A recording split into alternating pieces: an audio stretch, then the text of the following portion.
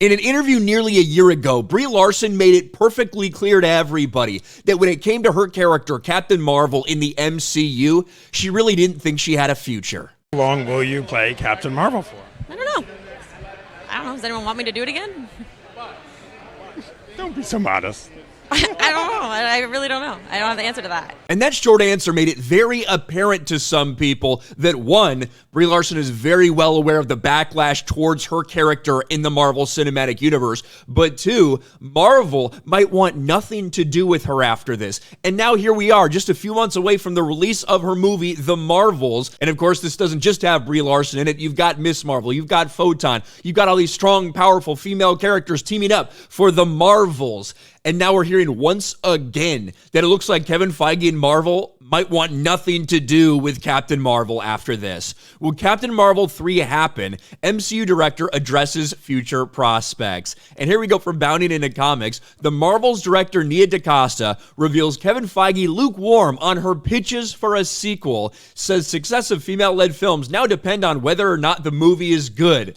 That line right there, we're going to get into that paragraph where she talks about it. She's almost admitting that they can no longer rely on the first women this, the first women that, even though the marketing for this movie has been all about the first female superhero team up, blah, blah, blah. In a revelation that comes as no surprise given both the eyebrow-raising quality of the film's trailers and its parent studio's current lack of direction, the Marvel's director Nia DaCosta has revealed that Marvel Studios boss Kevin Feige has been back and forth with his feelings towards her helming a third Captain Marvel-related outing. DaCosta shared her uncertainty regarding Marvel Cinematic Universe futures of both her and her film's titular trio during a recent interview with Total Film magazine.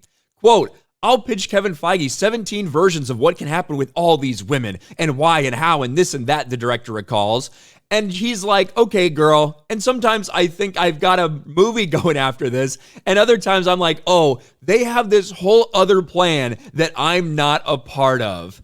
And of course, just because Nia DaCosta doesn't know what's going on in the future doesn't necessarily mean that they don't want anything to do with Brie Larson or whatever, but it is kind of a good indicator that their movie is about to come out and she's trying to get a sequel. She's trying to pitch all these things. She's trying to get all these ideas down and plans made.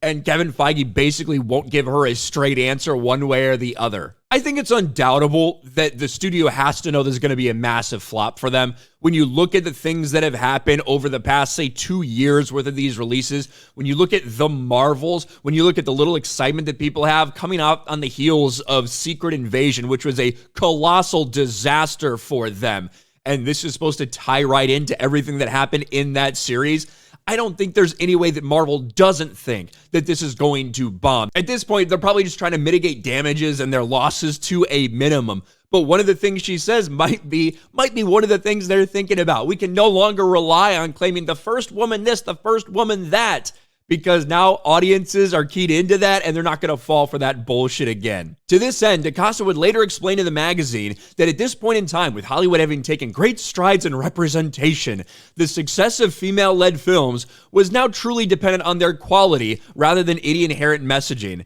Quote, "In terms of women-led films and women as superheroes in particular and excitement around that, I think it really is just about whether or not the movie's good, especially now we have more and more films that are female-led and are action-based or superhero-based."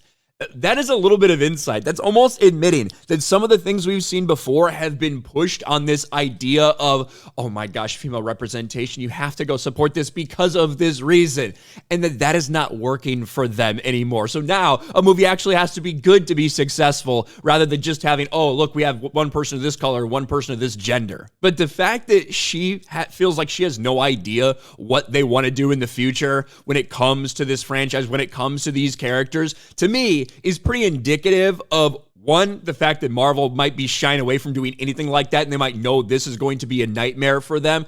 But two, just how chaotic these things are. When you look at the MCU and all these, a million different shows and movies and all this shit planned, yet when it comes to Captain Marvel, they have no idea what the future may hold. Certainly reminds me of Brie Larson not having any idea of her character's future. It's almost like they don't want this character to have a future because they're admitting the fan reaction was terrible. Let me know your thoughts about all this in the comments section below. Smash a like button, subscribe to the channel, ring the bell for notifications, share this video out there, and I'll talk to you later.